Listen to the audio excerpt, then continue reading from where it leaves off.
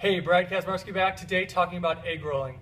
A lot of questions just from what is egg rolling to how does it help to how to do it in multiple different situations, because that's really the main thing. Can you do it in a situation? So egg rolling is in the developmental sequence part of just moving on the ground from front side to back side. In the FMS or SFMA, it'd be in the segmental rolling category. So we use segmental rolling a lot of times as an assessment, and we'll use egg rolling as the movement drill, and then you use segmental rolling to reassess it. So I kind of break it down that way. We use segmental rolling to test it and to retest it. We'll use egg rolling as the actual training tool. You can use segmental rolling. I just have found egg rolling is a little bit more fluid in multiple situations. It's a little bit harder to cheat or easier when you want them to be able to assist. So egg rolling is just basically rolling from side to side.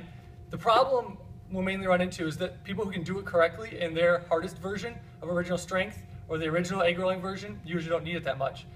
And then the problem we run into, like in all things in strength conditioning, is people who can't do it, or people who need it, can't do it. So what do you do on the people who need it, but can't do it? That's where we run into the main option of regressions, and that's what we played with the most. I've tried to figure stuff out. So in general, if we're in this position of egg rolling, I don't know if you can see me, hopefully.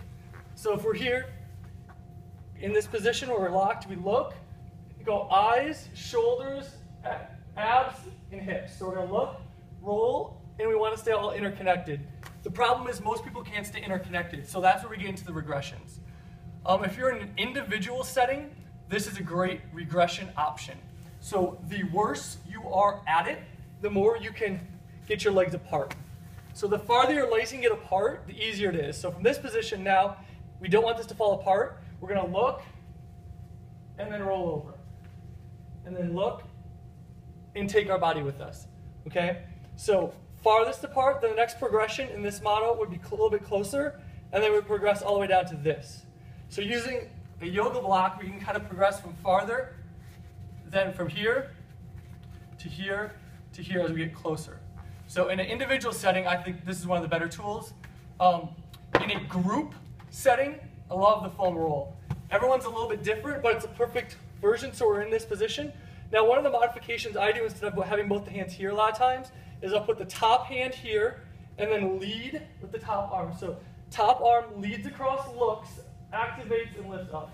Then I switch. So here, look, reach, roll. Look, reach, roll. We don't want to push off the feet. We want to look, reach, and lift up and roll. We don't want them to push off the feet. It might seem easy if they're pushing out the feet. When you don't let them push out the feet, the core activation is a lot more difficult. And then in a team setting, which I'll try to film for you, just any sort of ball. So in volleyball or soccer or basketball, we can use this. Again, reach, roll. So if you first want to teach it, you can grab on here and just let them go.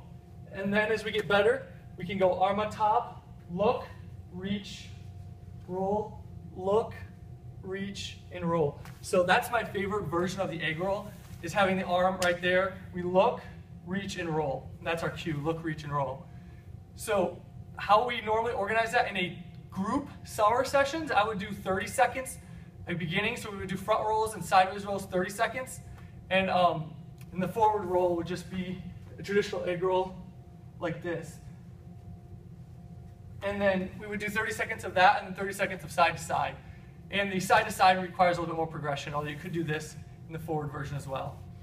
So 30 seconds in the warm-up. We figure if movement is important, we want to do it first to activate the core so the rest of the system works building better. So we want to get that in there right away. Then we can also include that in their core section at the end if they want to do that, tie between other movements. So if we do rolling, an egg roll version, and then a leg lowering or a rolling, and then some sort of pillar, we kind of tie it together. But most importantly, we want to get it in early in the workout. In a team-based setting, we can use any implement that we have between. In a fitness or group-based session, we can use foam roll. In an individual session, we can individualize the size down to the person a little bit more and progress it that way. So again, most people who need the help and need the exercise, I guess, need the help. So that's where we need to go, is some sort of tool to get them in the regression phase. Give that a try and let me know what you think. I think that version is the best one I've tried so far. If you have something better, let me know and I'll use it.